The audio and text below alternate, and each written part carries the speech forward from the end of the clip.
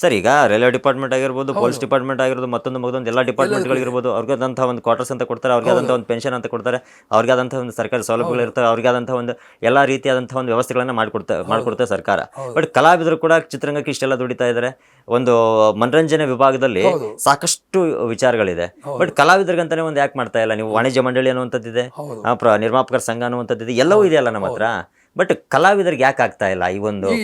Sir ಈಗ ನೋಡಿ sir, ಈಗ ಬೇರೆ ಕಡೆ 10,000 ಇದೆ ಮಾಸಾಸನ. ಹೌದು, ನಮ್ಮಲ್ಲಿ 2,000 ಇದೆ ಸರ್. ಕನಿಷ್ಠ ಸರ್ ನನ್ನ ಕೆಲವೊಂದು ಪ್ರಯತ್ನ ಕೂಡ ಯಾರು ಮಾಡ್ತಾ ಇಲ್ಲ ಅಲ್ಲಿ. ನಾವೆಲ್ಲ ಈಗ ನಾವು 75% ನಾವು ದಾಟಿದೀವಿ. ಹೌದು, ಇನ್ನು 25% ದಾಟೋದಿದೆ. ಹೌದು, ದಾಟ್ತೀವಿ ಬಿಡುತ್ತೋ ಅದು ಗೊತ್ತಿಲ್ಲ, ಭಗವಂತನಿಗೆ ಗೊತ್ತು.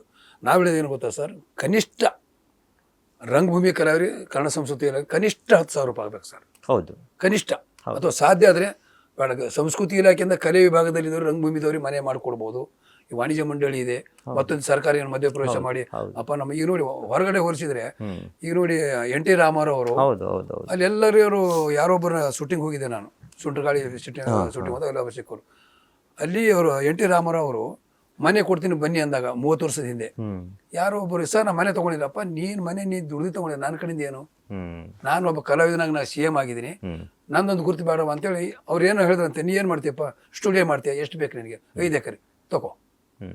ನೀ ಏನು ಮಾಡ್ತೀಯಪ್ಪ, ಇದನ್ನು ಮಾಡಿ, ಡ್ಯಾನ್ಸ್ ಕ್ಲಾಸ್ ಮಾಡ್ತೀವಿ, ಎಷ್ಟು ಬೇಕು? 2 ಎಕರೆ ತಗೋ. ಅದು ಬೇಕು ಸರ್. ನೀವು ಹೇಳ್ದಂಗೆ ಆಯ್ತು. ಒಂದೇನಾಗಿದೆ ಸರ್ ಇಲ್ಲಿ ಈಗ ನೋಡಿ ಸರ್, ಈಗ ನಮ್ದೆಲ್ಲ ಏನಾಗಿದ್ವಿ, ಹೆಂಗೋ ನಾವು ಬಂದಿದ್ದೀವಿ, ಈಗ ನಾವು ಅದ್ರ ಆಸೆನೇ ಬಿಟ್ಬಿಟ್ಟಿದ್ವಿ ನಾವು. ಈಗ ಏನಾಯ್ತು ಗೊತ್ತಾ ಸರ್, ಇನ್ನು 4 ವರ್ಷ ಹೋಗಲಿ ಸರ್ ಸಹಿತ ಇವತ್ತು ರಾಜಕೀಯದವ್ರು ಯಾವುದೇ ಪಕ್ಷದವ್ರು ಬಂದರು, ಒಂದಲ್ಲಿ ವೇದಿಕೆ ಬೇಕು, ವೇದಿಕೆ ಮೇಲೆ ಕಲಾವಿದ ಬೇಕು. ಅದು ಭರತನಾಟ್ಯ ಆಗ್ಬೋದು, ಹಾಡುಗಾರಿಕೆ ಆಗ್ಬೋದು, ಸಂಗೀತ ಆಗ್ಬೋದು, ಕಾಮಿಡಿ ಎಲ್ಲ ಕ್ಷೇತ್ರದಲ್ಲೂ ಕೂಡ ಬೇಕೇ ಬೇಕು ಸರ್. ಕಲಾವಿದರಿಗೂ ಮತ್ತು ರಾಜಕೀಯದವ್ರು ಸಂಬಂಧ ಬೇಕೇ ಬೇಕು. ಹೌದು. ಈಗ ನೀವು ನಿಮ್ಮ ಮಕ್ಕಳನ್ನೇ ನೀವು ದೂರ ನೋಡಿದ್ರೆ ಮತ್ತೆ ಮಕ್ಕಳು ಬೆಳೆದಂಗೆ. ಹೌದು.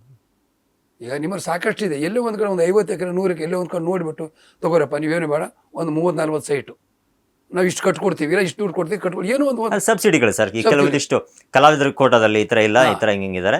ಸೊ ಅವ್ರಿಗೆ ಆದಂಥ ಕೆಲವೊಂದಿಷ್ಟು ಸಬ್ಸಿಡಿಗಳನ್ನ ಕೊಟ್ಟರೆ ಸೊ ಅವ್ರ ಮನೆ ಕಟ್ಕೊಳಕ್ಕೆ ಈಸಿ ಆಗುತ್ತೆ. ಈಗ ನಮಗೆಲ್ಲ ಸರ್ ಮನೆ ಒಂದು ಕಡೆ ಕರೆದ್ರೆ ಬರೀ ನಿಮ್ಮ ಮನೆ ಕೊಡ್ತೀವಿ, ಎಷ್ಟು ಕಟ್ಟುವ ಸರ್? 15 ಲಕ್ಷ ಕಟ್ಟುವ. ನಮ್ದು ದುಡ್ಡು ಇಲ್ಲ ಸರ್.